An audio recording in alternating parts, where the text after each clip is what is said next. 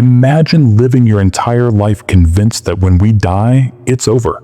Complete darkness, absolute silence, no second chances, no heaven, no hell, no spirit that lingers, just the end. But what happens when people who firmly believed this experience something that shatters their conviction? Welcome to a journey through the near-death experiences of those who never believed in an afterlife until it happened to them. Death is an undeniable part of life, yet the biggest mystery humanity faces. For some, near-death experiences are comforting glimpses into a paradise beyond this world. But for those who have never believed in anything beyond the physical, these experiences are both fascinating and terrifying. Story 1, David, the atheist who saw the tunnel. Let's start with David, a construction worker from New York City. David never believed in a soul or an afterlife. For him, religion was just a fairy tale, a way to cope with mortality. But in 2018, while driving home late at night, a drunk driver ran a red light. The impact was catastrophic. David's heart stopped for almost 4 minutes on the operating table. He remembers being pulled through a dark, endless tunnel. No walls, no floor, just darkness and a feeling of floating.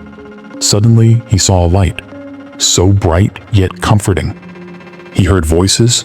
Some he recognized, his mother, who had died of cancer when he was just a child, and his best friend, who had passed away in a tragic accident. They weren't speaking to him, but it felt like they were there for him. When David was revived, his first words were, "I saw them." I don't know how, but I saw them. David struggled for months. Was it just his mind grasping at memories? Was it a desperate hallucination? Or something more? Story 2. Dr. Helen, the scientist's dilemma. Dr. Helen Carter, a respected neuroscientist, had dedicated her entire career to understanding the human brain. For her, every experience had a biological explanation. She would confidently say, "When we die, it's over. Our consciousness is just the brain firing its last signals."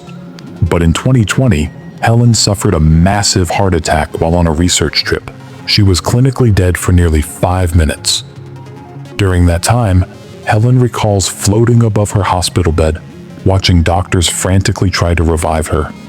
She saw every detail: the sweat on the doctor's forehead, the exact time on the wall clock, the nurse's purple nail polish.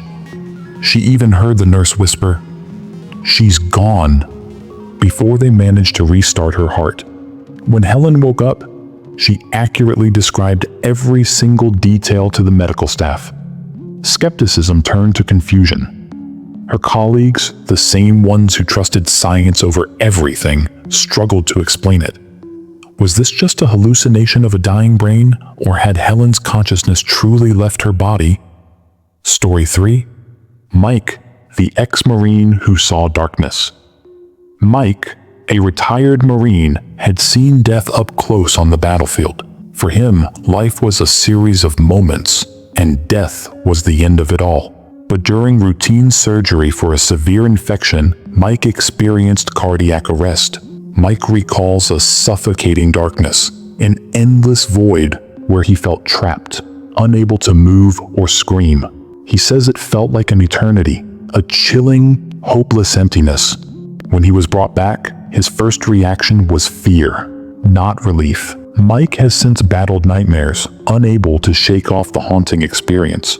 For someone who always believed there was nothing after death, this nothingness felt far more real and terrifying. The conflict, belief versus reality. How do you cope when something so deeply personal challenges everything you believed in? Are these experiences just illusions of a brain struggling to survive? Or are they glimpses into a dimension beyond our understanding?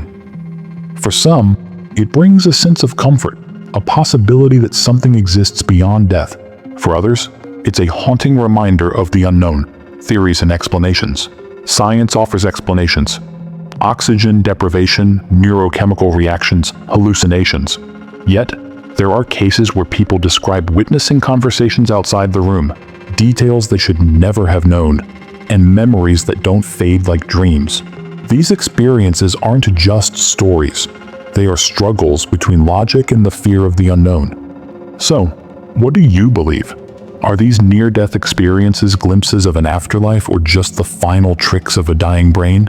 Share your thoughts in the comments, and if you've ever had an experience like this, we'd love to hear your story. Subscribe for more thought-provoking stories that make us question the boundaries between life, death, and what lies beyond.